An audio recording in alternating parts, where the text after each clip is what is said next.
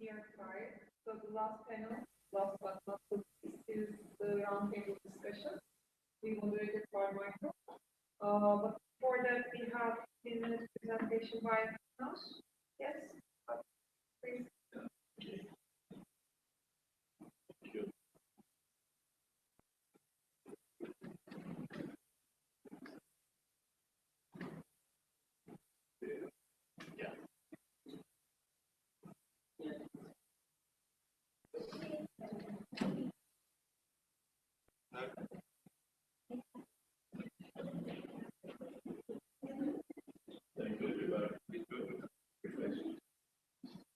So 15 minutes.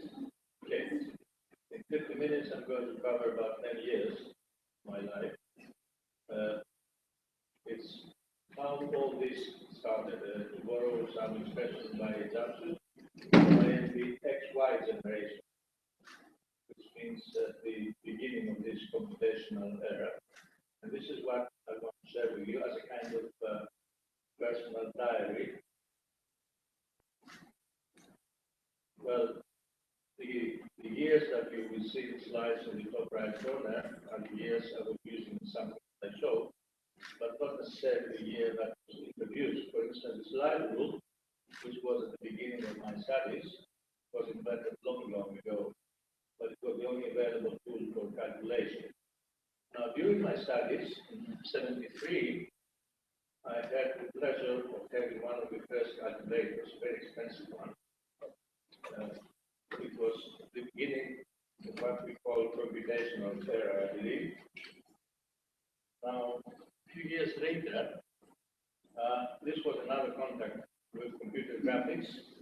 Very simple video games, ridiculous for today's standards, but at that time it was really very, very impressive. Probably you had experience with some of those. Then, this was really the beginning of my personal career in computing, which started out of boredom. Because at that time, I was on mute at the university for several hours doing nothing, and looking around the hardware we had, I discovered this desktop calculator, which was quite old, from 71, but I discovered the name too. And it was programmable, which was something very important. So I started doing small programs using a kind of a machine language. And there was a storage card, stored for the next session. And most importantly, next week there was some plotter, which was again some older model, but it was available, A3 plotter, using this kind of pen. And I could connect the two machines. And I started doing things, mainly graphics. And I'm very proud of it today about this. This is a kind of a sphere rising from a flat surface, 4 stages, all of them drawn by that plotter on the same piece of A3 paper. It's a kind, let's say, of a storyboard made in 82.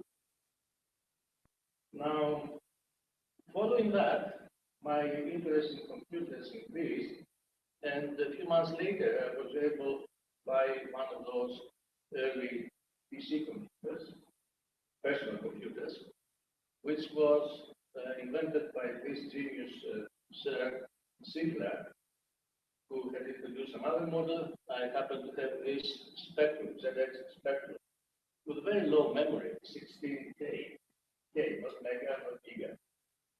And it was a marvelous machine for me. Of course, you needed more things to make it work. Storage, cassette, memory, a TV, and a cassette player, of course, to read and write your software, but you had to develop your own software, and a small printer about 10 centimeters wide, with some special aluminum paper. So that was my first workstation. And with that workstation and the 16K of memory, I was able to do some graphic programs again in 3D. For instance, this shows some urban block in Athens in plan, and the shadows cast by the buildings around it. Very detailed calculations using basic language. Later, that was developed into my thesis at the Architectural Association in 3D. Started in '84. And the same year, at the end of '84, I got the next marvelous invention by Sir Sinclair, which was this Sinclair QL. Much more powerful machine, again with short peculiarities. It had this little cassette for storage. Again, you needed a TV screen. And amazingly, it was the first package, software package offering word processor database like Microsoft Office a few years later. So with that, I did many things. I will show you some, but at the same time, being at the AA, we were wondering with my boss and mentor, Simon Llanos, which computer to buy for the school. At that time, the AA had only an Apple II computer, which was used by one student. So we were starting thinking what to buy. And our first option was, of course, Macintosh. Very, very good machine, but too expensive for the budget of the school. So instead, we went to some PC compatible, as it was called at the time, or PC clone, which was much more affordable. And that was the introduction to MS-DOS era for me, 1985. Now, Simos wanted to work at home, not only at the AA, so he was taking job at home, and he bought this portable computer,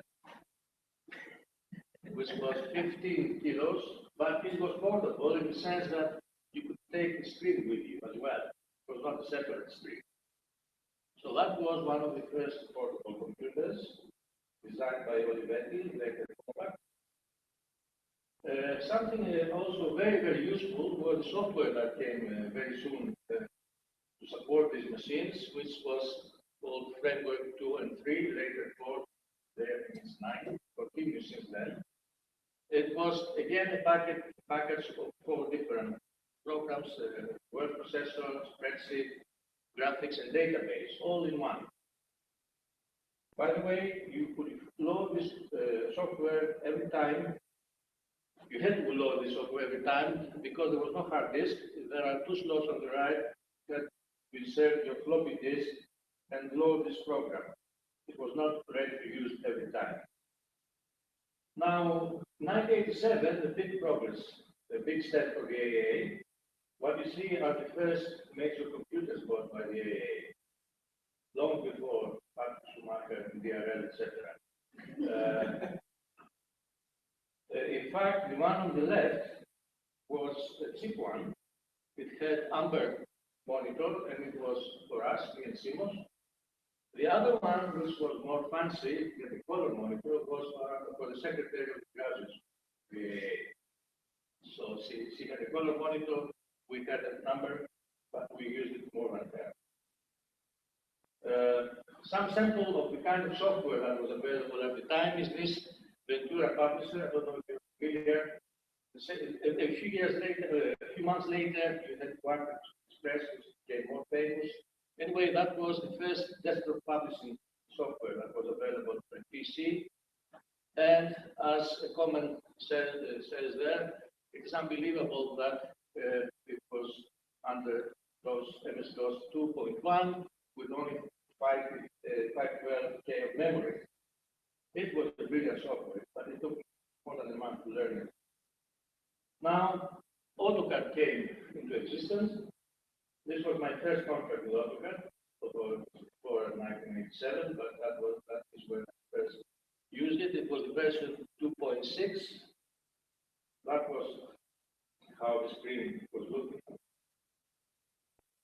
And then, in 1988, I left the AA, went back to Athens and started having my own studio with some colleagues. And we started using this generation of personal computers, which was 286, 386, 486, and then Pentium came. And still we were using these floppy disks, the one on the left 5-inch, then you we had the other 3.5, which even today is a little icon in many programs, although don't use it anymore. And then we started using professionally AutoCAD Release 9, as it was called, 1988, and using that software, always MS-DOS, and you can load it from the floppy drive, from floppy disk. But we also had in our office this big A0 plotter, which we bought quite expensively, but we very quickly got our money back. Payback was a few months only, because with the addition of the marvelous machine, we did the final design drawings of Athens Velodrome. Very big project, and we managed to do it rather fast using this plotter, although sometimes at the end of the plotting, you found out that this little pen was out of ink, so you had to do it again. By the way, during the time that the plotter was working, the computer was dead. It was not multitasking still. So you could go for coffee during this 1 hour or maybe more that the plotter needed to plot something like this. Okay, this is just on the screen. In the same year, many marvelous other things were introduced in terms of software, like this computer modeling and animation, like Cubicom Picture Maker. Cubicom is the company, Picture Maker is the name of the software. With that, I had the privilege of making the first computer animation TV advertisement in Greece, which was a city environment with buildings and churches. The camera was flying through in order to show the signs of some dairy company. So in order to do that, we had a kind of real workstation like the one you see. We had a computer 386 with a special coprocessor to do all the calculations. Dual screen, one was the software, and the other screen was the result of what you did. And then, frame by frame, you had to record your animation into this Viewmatic. It was not digital, it was analog video recorder. So with that, we managed to do some very interesting animation. Unfortunately, I don't have it because it's video VHS type of tape. It was the same time that perhaps you know about Pixar and this character Luxor Jr. It was the same time that these magnificent things happened. All this time I was doing some different kinds of graphics programming. I was very much fascinated, like many people today are, with industrial design. I was really fascinated about the possibilities, and it was a mental challenge for me. How to make, let's say, a geodesic dome on 3D using Autolisp, or how to make graphs, 3D graphs, long before this facility was available. Fractals, this was a very, very interesting software for solar studies. The rendering is a bit later, but the original software was developed in 1999, and also a curvilinear perspective. All these are examples of various types of programming that you were able to do yourself at the time, using, for instance, Autolisp or BASIC. Then, 2 years later, 2 years later, Nadam 3D Studio appeared, the grandfather of 3D Max. This was one of the early screens that you had. You were able to do your animation. It was a kind of more affordable version of the previous one, Picture Maker. And that is a sample of MS-DOS environment for those who haven't seen it. And then,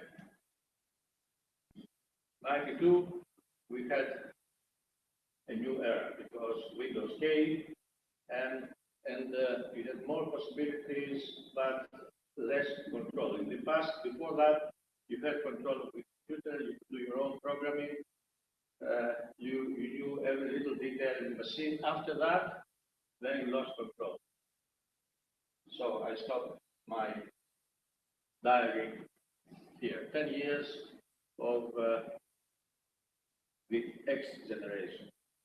That was before the Windows and Internet generation. Thank you very much.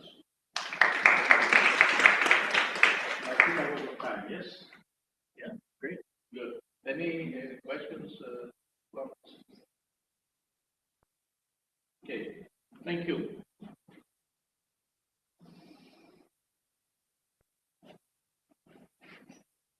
Okay, so I guess we'd like to invite the day's panelists back to the table for a short discussion. Houston, we have till 5 o'clock, maybe a little bit before that, something like 1 hour.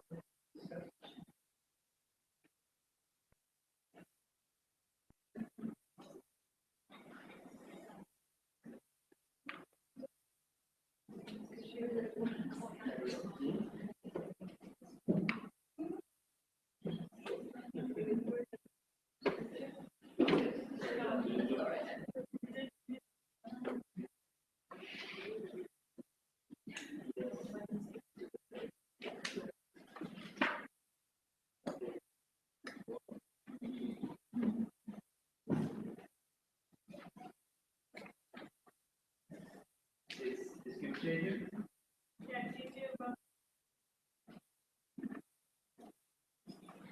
It's like trading this cat coming at the same time.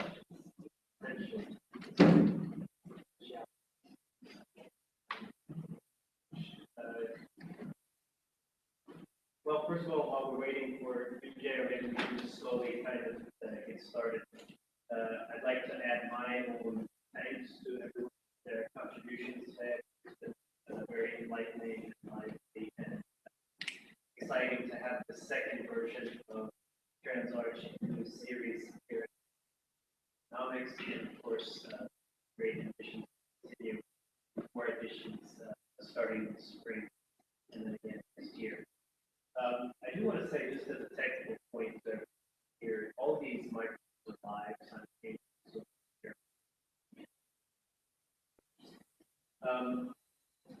I really don't want to delay the discussion too much. There she is. Okay.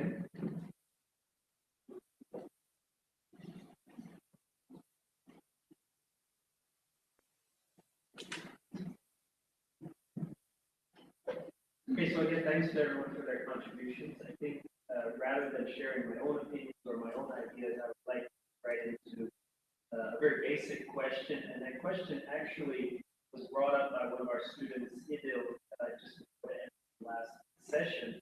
I really want to ask you guys, and actually I think especially after listening to Danos's short history of 20 years ago, the question is basically, is there really anything revolutionary or new or current about what we're talking about? I mean, what's the shift, this paradigm that alludes to, but apparently has been going on for a long time and maybe doesn't exist? We try to isolate exactly what's fresh and new about this, or are we really talking about, as our student pointed out, kind of a different variation of the same thing?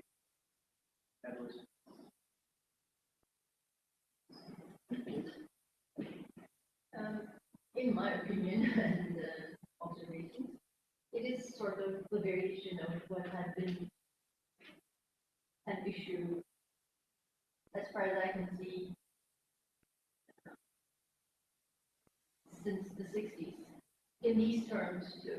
I mean, I guess we can trace it back even earlier, but design education maybe became clear as a discipline or an area, more or less with the design methods movement, starting with the 60s.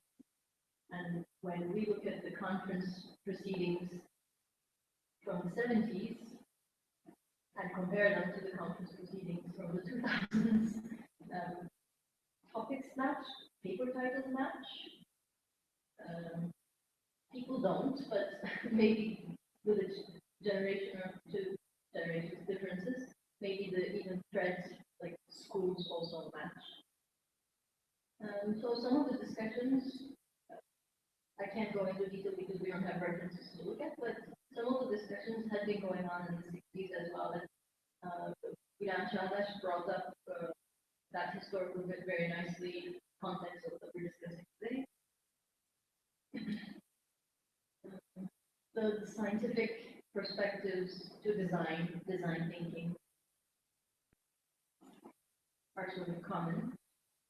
Tools have evolved, but the tasks that we want these tools to do seem to have evolved less. And,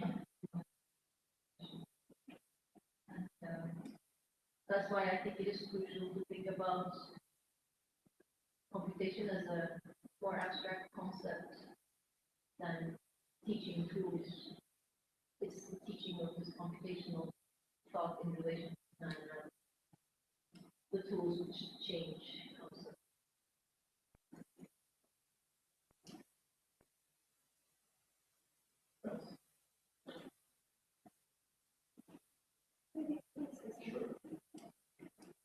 Do these work?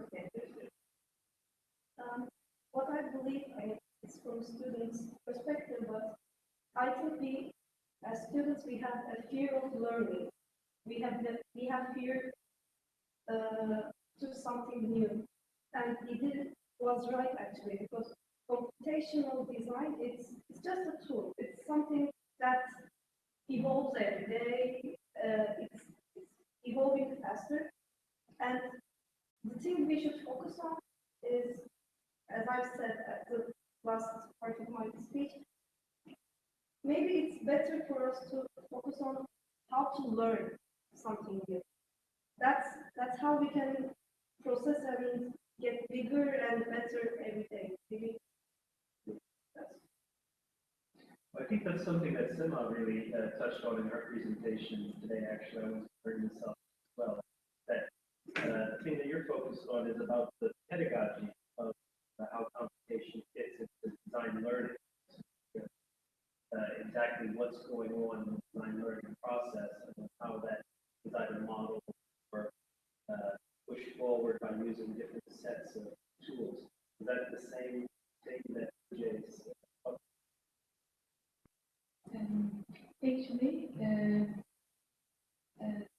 let's say the response to those discussions could differ from each perspective we look. With the permission of Professor Çağdaş, I would like to share some examples that from time to time I tell it when she's not there. In her studies, like it's also there are parallel parts in Sano's presentation. For example, when she's looking the context how like primary students can leave from a building during a fire emergency situation. What she has been doing was like using directly physical A4 papers, putting numbers on it, and then recording it, then look to the record and like time-based analyze how one student really moves. So she wants dealing with the real actual experience. But she has spent those analyze and mathematical like understanding the like behavior, how they affect the design process, and how we can reflect those experience to design process. It took years for her to like develop some models and understand. And she was in contact with the origin of the experience directly. She was observing, but by the time with the reductions and finding, developing some ready methods, yeah, we have lots of analyzed how people move in environment when we look from the top view. But today it's difficult to, let's say, look to the traces between the experience and why those methods have popped up. So I really agree with you. It's very difficult to understand. Let's say we need a kind of recovery. What was the origin experience? Why we have been thinking, or why those theories popped up, and as an extension of the theories, why some methods were developed. Then kind of a recovery between the experience and the like their abstraction is needed.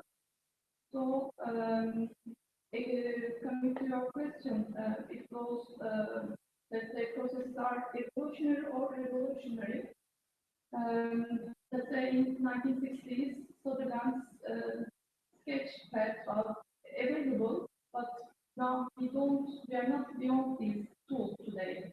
So let's say we are talking or discussing, speculating on the similar paths in the last half century. So probably still we can call it evolutionary, but it tends to turn, but we don't know in which direction it will, trajectory will be turned. So, but now we are in this focal point. We don't know which direction it will go. Please. What's really interesting about computation architecture?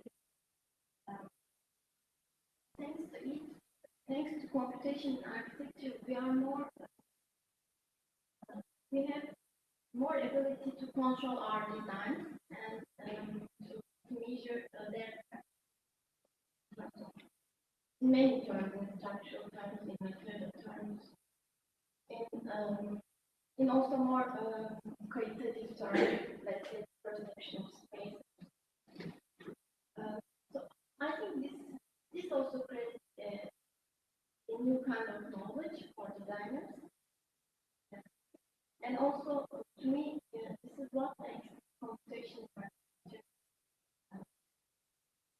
say new or revolutionary.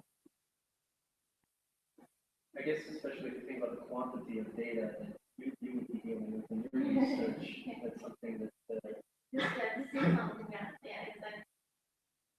Everything is a generator of data today.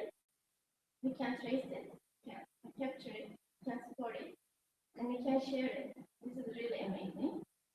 And the thing that we are not really good at, I think, is we can analyze it. We have good technologies today, but it's very, very difficult to make sense of what we have gone through this analysis. It's very difficult to say that okay, this is knowledge, this is important, this is available. This is very difficult, but I think this is also very, very interesting and revolutionary. And very interesting knowledge is hidden in all those data, which we generate by looking, basically. while we're talking about that, you said that data mining or being able to perform data mining type tasks becomes a more essential, useful skill for architects, or at least within architecture practice. Is that to say that this is something that every trained architect should be familiar with, or is it something more like a special? To my knowledge, right now, it's more in graduate level, so more like an area of exercise. But the new generation is so curious, and they are so into technology. They were born with this. So I guess sooner or later they will get involved into this. So we will be talking about those technologies. 100%. Even if we don't want it, they will start talking about it. Any other thoughts on this subject? Maybe I can refer to a point where we discussed that a computational design is a tool or not, as you said. I think that computational design, rather than a tool, it's I want to refer to my PhD thesis. It's a mode of thinking. It's not a tool. Because it existed a long time ago. When Özkar was discussing it during her presentation, she gave us some clues about it. From Ilhan Koman, for example. She didn't use Grasshopper. She didn't use a computer device. So I think there's a crucial difference between computerization and computation. This is the first issue, and the second issue is maybe when we relate design and science of design. When we look back and see, especially in the first half of the 20th century, when we are letting down the idea of dividing the science as natural science, human science, and when we discovered the idea to combine them, because it's really unnecessary to divide the natural one and the human one. So I want to summarize that maybe when we talk about computational design, we can't separate it from the design itself, the idea of design itself as a, let's say, as a separate part. So,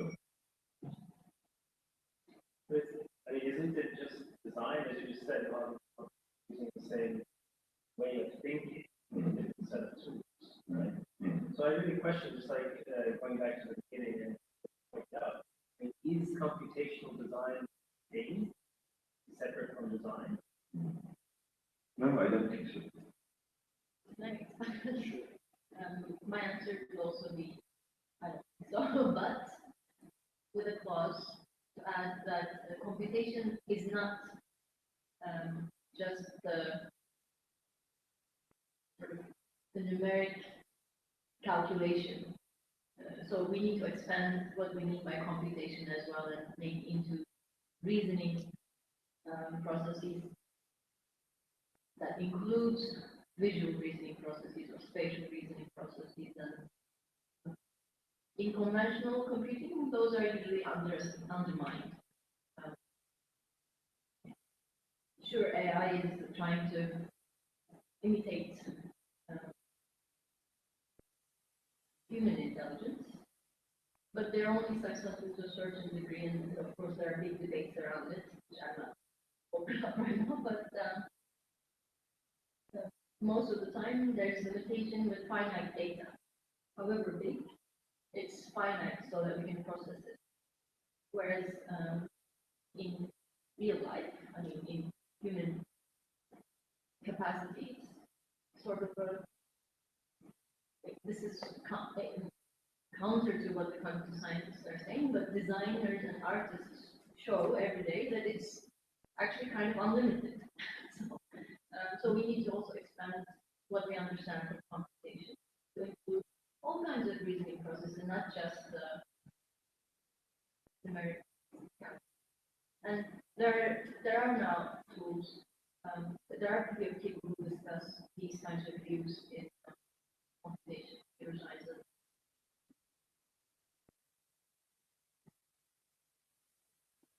So, According to, I want to add something. According to my knowledge, computational design is not a tool, first of all, but we have some tools to generate some kind of way of thinking in computational design. For example, you can give some input or you can start a design, and by generating more, aggregating more, I believe at the end or following year, artificial intelligence, it will be generated according to the needs, according to the way you want to design, to generate more, to add on to your design. You don't necessarily have to be involved in all stages in your design, maybe 3 years later. I think it's kind of scary for designers that you cannot always have a control of your design, but you let the design for itself. I think it should be a tool in means of new design in computation. Otherwise, we will be talking always about how to use computers in our design is a kind of task.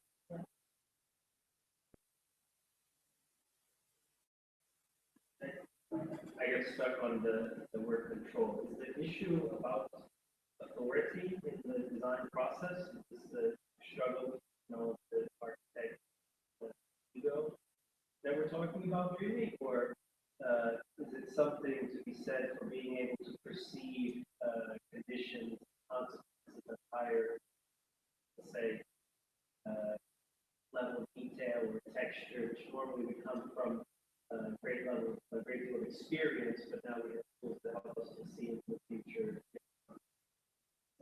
Is it about ego or is it just about texture? It's not about ego, let's say, because you can proceed in many ways into design. It doesn't have to be how you started at the end, indeed, but it's like the textures, the methodology, even the simplest program, you can change it. And even when computers or when artificial intelligence is more into this field, I believe it can change itself without any touch of a human being. So, if I could turn the discussion back towards education directly again, we've seen some good examples today about the workshops, especially for students.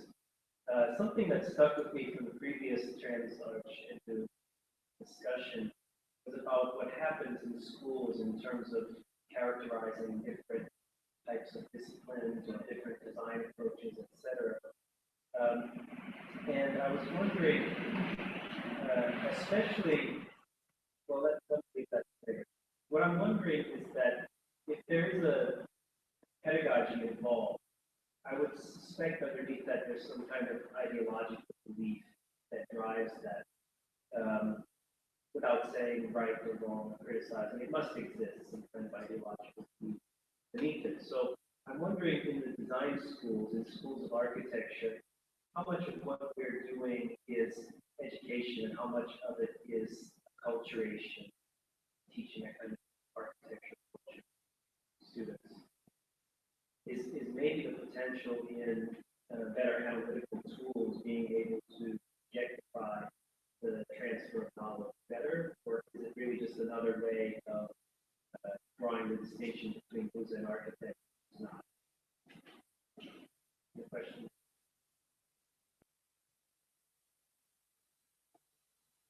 To clarify your question, on behalf of you, what you mean, or, well, I think the definition of the architectural profession and the roles in it have also evolved.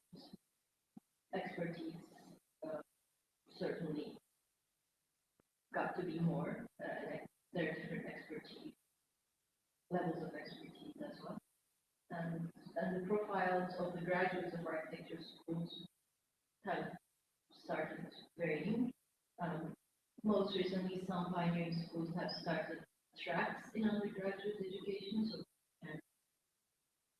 learn the tools if they want to, are curious, or learn certain tools, different kinds of theoretical paradigms could be followed. Maybe that might be the future of architectural education, and then the definition of the architect has also changed from one-man shows to big firm shows. So, what's the architecture culture? Well, I think that's a good point.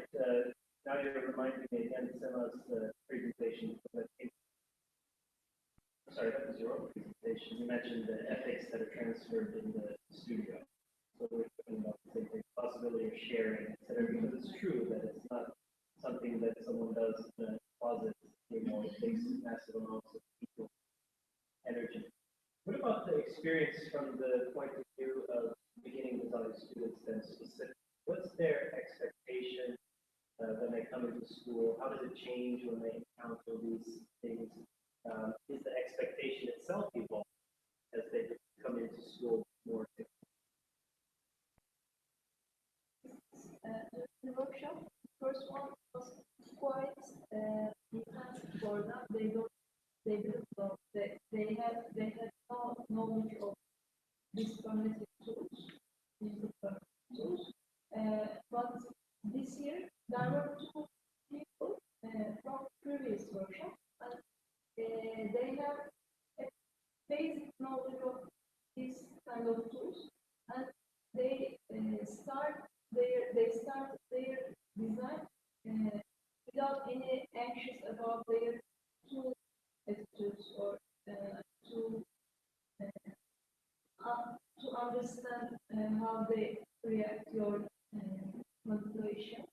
So it's important if they know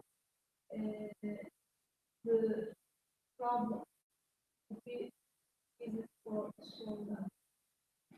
Throughout this, I'd like to throw one more anecdotal experience in, which is that in my experience in recent years, very recent years, I would say the past year, the students that I deal with generally, and I'm not talking about our students here, or Turkish students, which is what my experience is recently. They genuinely believe that if it's easier, it's better. Like less effort means better somehow. And they don't necessarily say that's a better quality building or something. Right? It's just somehow universally better to be easy. Anyone else counter this perception? And if so, is it a problem? And if so, especially because we want to continue using these tools for different systems. Sorry, to understand, you mean in terms of physical effort? Physical and mental effort, yes. I'll give you a very specific example, very mundane.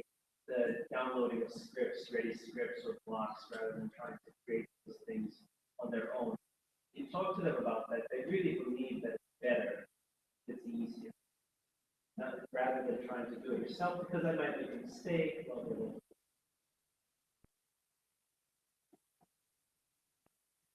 I think I have been seeing this since I started to give some lectures to students. So before that, I was a student and I didn't realize it. But even in our period, it was better to look at some examples and try to do your own. But the newcomers or my colleagues in the master's degree, they're just too much into Googling, finding things easily and using it. Even for the scripting, they're just putting their numbers, the numeric numbers to the script, and they're just doing whatever script is made. And maybe it's about the culture, as you have been mentioning before, but I think it's better, or it was better before, to be able to produce your own things. Because other than that, you always have to do what people have been doing, and there's no progress, and you won't put any value into your design.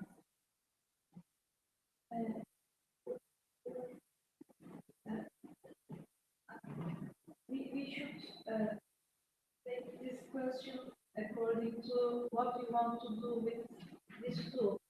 If you want to understand computational methods during design process, it's always good to search on Google or the platforms, because you can't be directly advanced in any tool. But if you want to get the logic of how can I do a parametric design or create a simple parametric design creation, so you should yes, you should start from scratch and present your idea from the beginning by a simple way of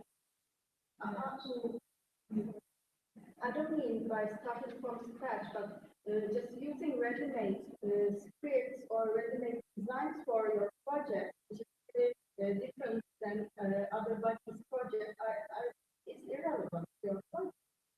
You can look up examples, you can convert it to your project, but not directly use it. Or you don't have to start from scratch, you don't have to show every single process. There's something was done before, and I'm using that, but I'm using that by changing or converting it to something into my project necessity. I think it should be added at least. Other than that, it's obvious that someone cannot start up a grasshopper or any scripting experiences from scratch from the first level.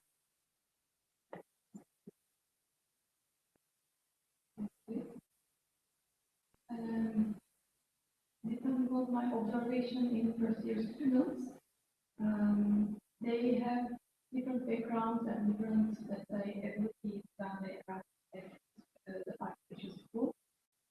a few of them like reading and writing, and they can also produce by writing. Some of them, only a few of them interested in visual media, watching for cinema and like writing on some issues. But as a general tendency, yeah, we can say they are, let's say, going to do selecting the easiest way if they tend to do this. Because also before they arrive to architecture school, the education system in our case dictates like that. Only they select from multiple choices, and that's how they can go on education at the university and spend time to the, let's say, static knowledge and repeating, reflecting on this. On the other hand, in a few years, the students who have born after thousands will arrive, but in like 2 or 3 years to the architecture schools.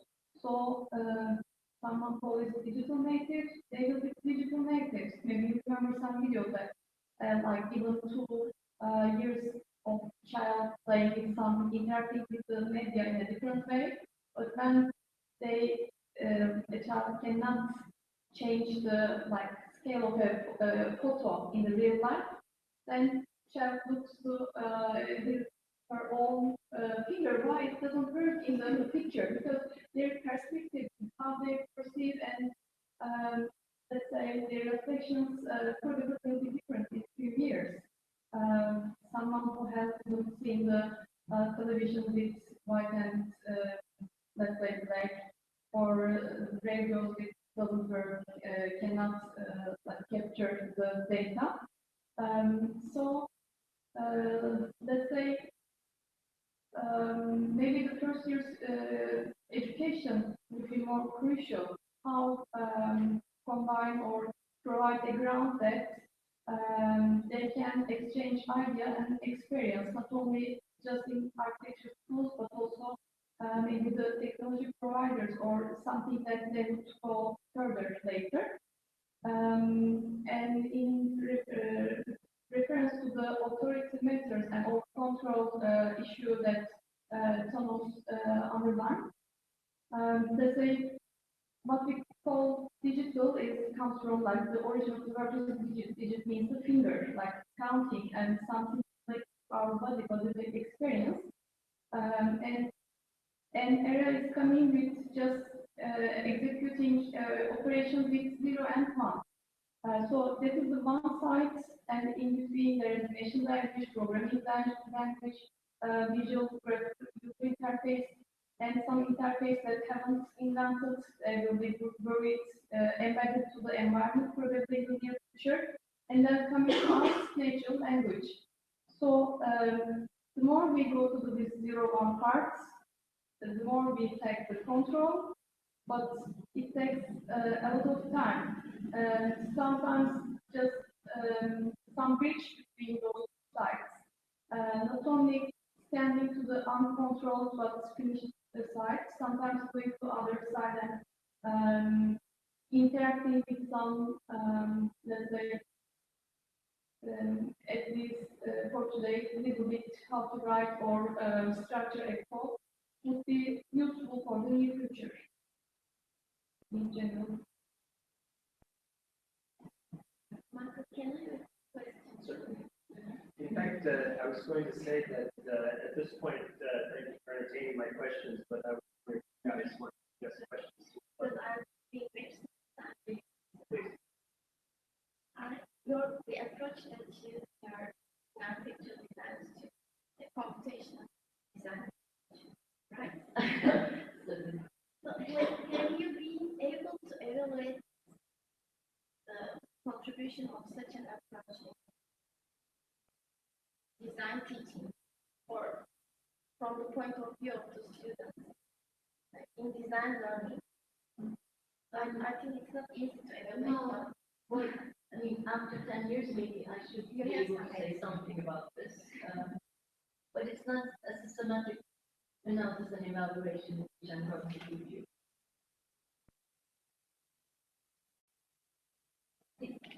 I don't know if this means anything, but 2 of my first year undergraduate students from 2004 are right now doing PhD with us in the computational design program.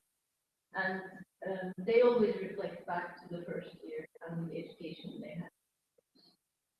But it's just 2 out of 100, so I'm not gonna make big with that. But I remember the day, one of them at least, in the second year studio, immediately following the first year, was verbalizing the design process as a computation. So it had stuck for the positive or the negative, but you know, the project was well received. The way that she talked about it was systematic, so the spatial qualities were assessed positively as well. Those kinds of anecdotes I have, but if I can create the opportunity to follow up, take for 4 years a group of students, make them we can assess. It would be very interesting.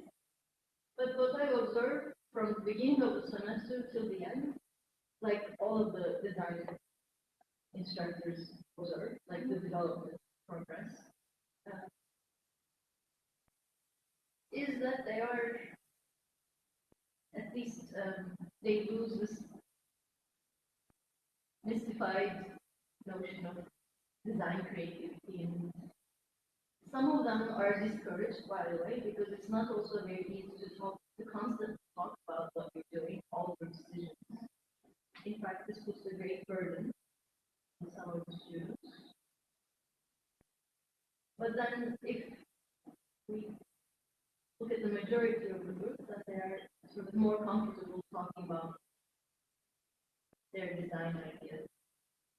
I don't know if you understand your question, and I can't not assess whether they have learned how to design. They have shown some progress in organizing things. Yes. And making things more exact. That's so being able to talk about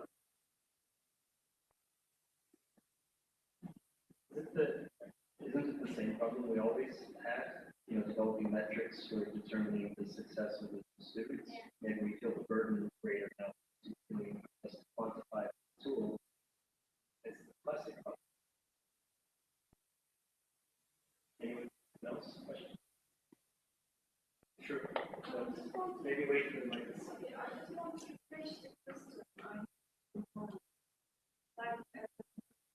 Do you think that the education with the design studio needs to be integrated with the traditional, or the existing way of studio teaching, or also it's a new way of teaching? So do you think that it deserves a attention and focus studio organization, or we should differ from the way that we have been doing? That's a question. If you have any comments. And the other thing is, the works that we saw, they are more like workshops, which are produced with certain time. Do you think that this is the way it is, or is it possible to integrate it on the design education, which is a longer process? It's like 3 months or sometimes. Because I also observed that these workshops are more successful, like focus point, like 1 week, 2 weeks, or 3 days workshops. Students engage more, they produce more, they write more. But when it comes to integration to undergraduate studio, there are lots of challenges that we have facing. Is it because of the nature of the method, nature of the thinking, or is it because of the way we do or the way students react? I don't know. It would be good if we had some comment. Thank you.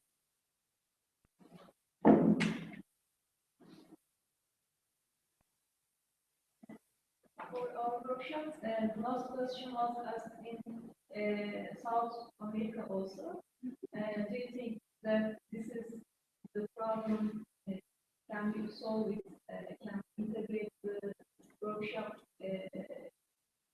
introduction to whole semester is possible or also the comments are same. They think short term always be more intensive and more enthusiastic, more interesting for students because it will end in submission. There's spring time, and it's important for them. I think workshops are important for education, but long-term education also another platform. We should separate their information. In fact, there's a, sorry, I just want to ask Johnson, there's a new model for education, in fact, which is almost completely workshop based and just hasn't taken hold in science schools here. I think that, yeah, mentioned, so they're following this model, the workshop generally semesters. Almost like that, but SR is following that more. They have the 6 periods with some studios, and they're always doing workshops. And after a period, they're shifting their program to another part. After everything is completed, they have an opportunity to select one thing and be expert on that field. I think that's a good method, but if you're not in graduate level, in undergraduate level, it doesn't have to be a 6-week period, according to me. But 1 day or 2 day workshops are really short for the understanding of undergraduate students because they met for the first time for a subject, and we generally expect really more things from them. For example, yesterday they started to use parametric to grasshopper, and they're asked to develop some kind of relation between the urban side and their contribution to it, and that should be something people look for. I think maybe each segment in 1 day to proceed and to make the students understand. Maybe it should be divided and it should be the duration should be extended to a week, maybe later than a day, to a week. It's more beneficial. So it's just the introduction to parametrics, and okay, we are going back to our project. I think it makes confusion in their minds. What space is from special study? Just some workshops, just get then make the special aspects this all to basis of our. So it's a question in my mind, but I totally agree with you because I also had a chance to go and visit FR studios. They are developing their projects to some level that they are not teaching the building level or urban context level at all. They are just using to do it, but they have the essence of parametric relations, parametric systems developed on that context or building side, but they're not proceeding and completing the project. That's, I think, how you're. Kevin wants to slide. I'll try to be brief. It's a very difficult question for me as well. I think we really do benefit from the plurality in the design studios. Like if, just as I said in my presentation, like putting the students' works up side by side helps them compare them and develop their own opinions and their own vocabularies and strategies. And it's the same with the studios. I think I'm not saying anything pertaining to the duration, like whether workshop or 1 semester design studio, but I'm saying let's not try to have one type of studio teaching because people have different approaches. They work great, sometimes they don't, but I think plurality is really key. That's a good point. If you don't mind, I'd like to take Semat's point and then work directly. Actually, I can share our experience, and then I will be, of course, curious about what they think about this issue as well. In our case, now when we are talking to the graduate students, as I know, as I remember, in the last 8-9 years, we were organizing an intense workshop for 5 days per semester. So it's not more than 20 workshops. And graduate students remember some workshops more than the others, and still they are benefiting the, let's say, knowledge that they gain at those workshops. In first year students, last year we made let's say 10 workshops simultaneously for 10 to 12 students attended, and we invited different people with different backgrounds. In some of them, like creative scenario writing, in the other parametric and like drawing structures in Python, Python and something. Other workshops, computing and let's say Arduino workshop. So the students, first year students, enrolled some workshops. They were 3-4 days, lasted 3-4 days. So the reflection of those workshops, let's say, were different in the students. So I don't know if workshops bridge those gaps or not. Or I also totally agree with Cansu's, let's say, kind of proposal. A segmented selected course based on workshop also can be organized. So we will see which methodology would be more useful for students. Now we are in contact with the computer engineers, and we are thinking about making joint studios by next year. For example, we try this, and then the will probably shape the team. So why not opening to? And was that a question for you, Jay, or you want to start? What I think is that actually, I remember last year when two very special guests arrived in our studio and we did a workshop. It was on some plugins, Ladybug and Honeybee, and we were not familiar with it. And it was very nice. It was a very nice introduction. We had 1 week of it. It was intense. We got tired, but at the end of that weekend and the week, we had our models in our hands. We could see what we have worked on, and it's really amazing because when we see what we have worked on, it gives more pleasure to the students. This year, in the 4th year studio, we tried something else.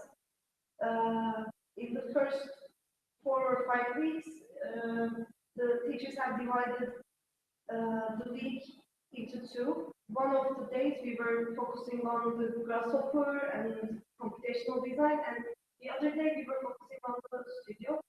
And I think it's very important to have plurality in the studio. I agree with that, but multitasking is not always very easy for students, because when we were focusing on the grasshopper, or the workshop, yes, we were trying to do that, but at the same time there were other requirements that we had to proceed, and it was dividing our mind, dividing our effort, and when you divide yourself too much, you end up doing nothing, actually, and that's the case with the students. So I agree with you, workshops are great, definitely, but the time limit and the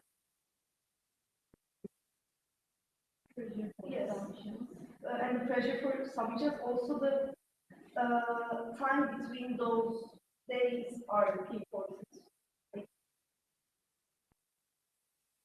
Well, with the permission of my colleagues on the panel, I'd like to ask for questions from the audience. And we'll start with Ireland. Okay, I'll start to pick up that actually because my experience, like visit several reviews in university and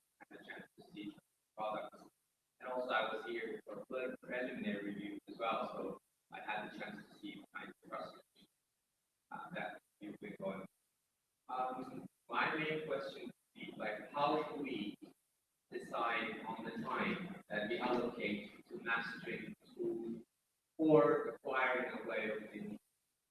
So for instance, the first year we don't even discuss, like we give them their, let's say, we call it basic right now. We might not call it basic drawing skills 20 years from today, right? So like we give them maybe like a year master drawing. It's basic, right? Like to cut, or orthographic projection and things like that. And my experience that this tool is a complex piece. Okay. Like in order to be able to deal with this, like you first need to have good computational computer using skills, so you're not and then, you know, in order to be able to discuss your products, you should be able to master the tool to explain to others that this is what I did, this is what I did, this is what I did. While I was doing that, I was aiming for this, and this is what came out, and I'm happy with it, right? One thing that's always left out of question is this, you know, problem of mastery. Even like if you look into the beginning of the 20th century, like people are discussing the machine, right? Like Frank Lloyd Wright says we have to master the machine. A lot of people say we have to reject the machine, right? Adolf Bene says like if you're going to put it in our education, you know, we need to find ways of how to deal with it. So until now, like the discussion is like this is what we're doing, this is how the students enjoy it.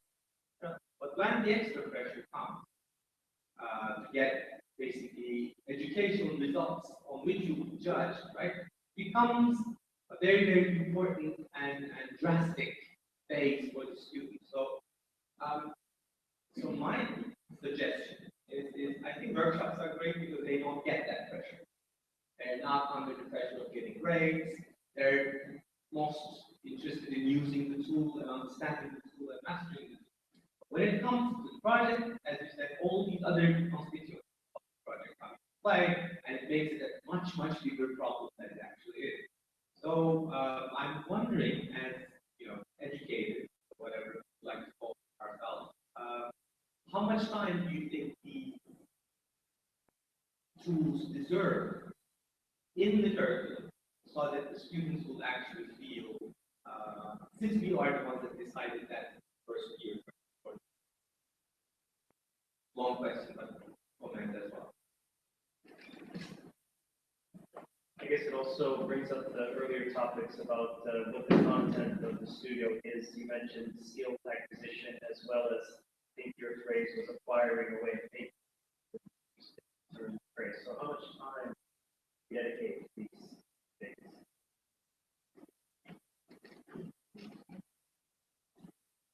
Depends on the context. Do you have an example?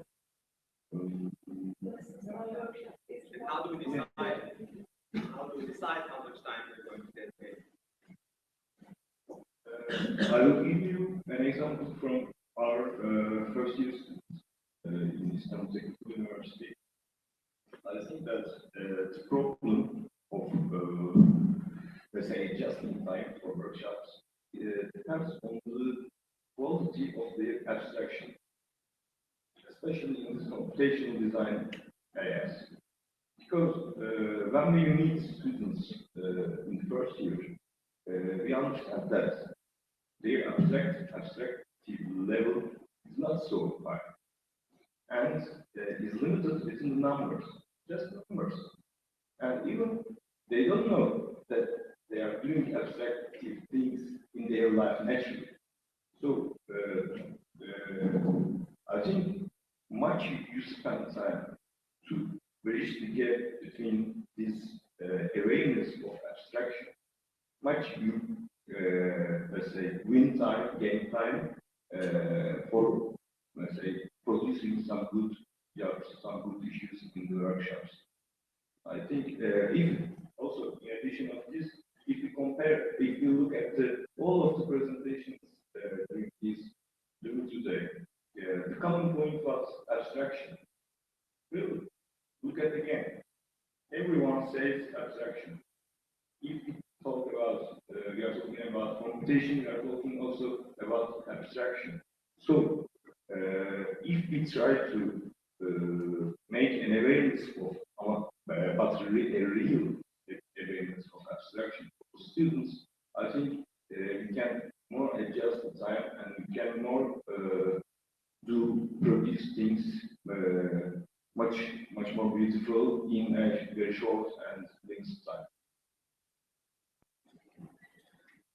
Thanos, you have a question? Let's try to keep it short though, because I know that we only have a short time. Do I need a mic? I got a question. Okay, so Thanos and then So, I have a remark and a dual question. The remark is that the topic title refers to architectural education, which apparently has been discussed in this discussion of architectural practice. This is my remark.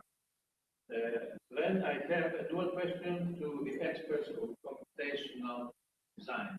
Number one, do we use the adjective computational with some other noun like computational medicine, computational philosophy, computational law, or it is only used with word design? Second question, because apparently there was an effort to detach computational design from computers. Did we use the term computational design before computers? So I have these two questions on the word computational. Can I answer that? I definitely have to defer. Thank you for the question. So computational disciplines exist, of course, but they might refer to different things like computational chemistry, computational biology, computational physics, I know of. I don't know about the others that you mentioned. So it's not, maybe this was an ironic question on your behalf. I don't know. But computational design might have different meanings for different designers, I think. If we translate it to Turkish, there are problems also. Sometimes we use design computing instead of computational design. Sometimes it's digital design. So we're sort of floating in between these terminology, these terms, I think. When I refer to, what I refer to when I say computational design is more like design that is computable and with the broadened sense of computability, as I tried to explain in an answer a few minutes ago. So it's broader than the symbolic computation in my view and training. So no, there was no computational design before computers because the term arrived afterwards, but there was something similar to it, or its meaning was there before the term was there. So how did Ilhan describe it? math, mathematics. That's what he referred, and he's renowned in mathematics as well for his contributions, like the hypercube. He not only did art, but he also contributed to mathematics formulas for mathematics as a discipline as well. So, for example, in the 1900s, the turn of the 19th century, where I looked at in my earlier study, reasoning comes up. So visual reasoning, intuition versus intellect, and other things. But there are processes that are explicated using certain tools and certain abstractions. So if we consider the adjective to refer to ways of thinking, then it existed before computation. Would be my answer, but that's fine. So I'm going to give the esteemed position of last, I was going to say son, my last question to Furkan. Sorry, I came late, maybe we already discussed about it, but I feel like, I mean, I asked this question to myself, still our architectural education curriculum is based on the core design studio, which is supported with many other courses, right? And I think that most of the schools in the world still follow this, let's say, maybe the traditional system of teaching architectural design. But I question that first, do all the graduates of architecture schools have to be designer architects first? And is there a way to change this curriculum and the method? Because I agree with Bahar, these, the small workshop like charrettes or, 2-week studies are really productive. And you don't have to think that in the rest of the semester what project to give to the students. I mean, it seems like generally it's 14 or 15 weeks our semesters, and I feel like we try to fill the semester with sort of, project finding, to renew ourselves. So is there a way to change this? I don't know how long this system based on the core design studio will continue in future. The second thing is, do all the graduates of architecture schools have to be designer architects? So there are other ways of maybe the third transaction panel maybe on this, I don't know, but this may be a further question. Because, for instance, I'm the Erasmus coordinator, and we are now in process of establishing a partnership with a university in Copenhagen, and they got 2 semesters of internship, a 1-year internship. So, for instance, they work hands-on project and social responsibility project, not necessarily as designers. So, in these terms, for instance, I feel like we're sort of stuck in our, 3 months or 14-week semester schedule. That is my maybe helpful question or comment. Thank you. Anyone like to reply? I think I can add something to you. I think here is the workshop role, because you change the speed of the schedule. Here is the role. Because if you take stable the time when you spend while working for 14 weeks, 15 weeks, students get sleep. But if you change, you ask me how you adjust the time for workshop. Not you first. How you let's say adjust or organize the time for workshops? For me, my opinion, before getting to start workshop, I look at the previous examples. My question was more general. I mean, it seems like there's a trend of integrating computation, design computation into curriculum. And it seems like, since the traditional aspect of it is so strong, it's trying to find its way into the curricula in weird ways like workshops, etc.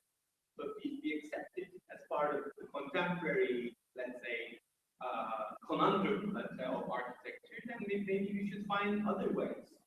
And it seems like the main, complaint regarding the mastering of this way of thinking, of this way of using, is this limitation in time, because at the same time, the students are trying to kind of accomplish other objectives of design, which is, like understanding context or vision, etc., etc., etc. So like when it's so loaded, as Gülce herself said, they only get bits and pieces of everything, and it seems like they get nothing, right? So that's why I was trying to kind of you should find a way of deciding, like, if we're going to use this tool, what is the time that we should allocate this learning, or whatever you like to put this way of. Sorry. Shall we just leave that as a question for the group, because I'm looking at my watch and our time is full. I'd like to thank everyone on the panel. I enjoyed the discussion myself, and at this point, I'd like to invite you to stand back. I thought maybe you have some announcements. Yeah, I mean, I'm gonna thank to everyone, like Manager, Selman yine, Kamsi, Cansu, did I say anything? And of course, Bahar also, and Party. I have very big announcements. Most people we are gonna have Trans-Architect 3. Next, we plan to do it in April 27th. So see you there. We are always open to other, collaborative works in other universities and professors. So keep in touch. The second big announcement is that we have the cocktail ready now on the 4th. And you are more than welcome to get your drinks and your food completely prepared for you. So fourth floor, everyone is welcome. I think we have more food that we can eat, so just invite your friends. Okay, thank you. See you next April.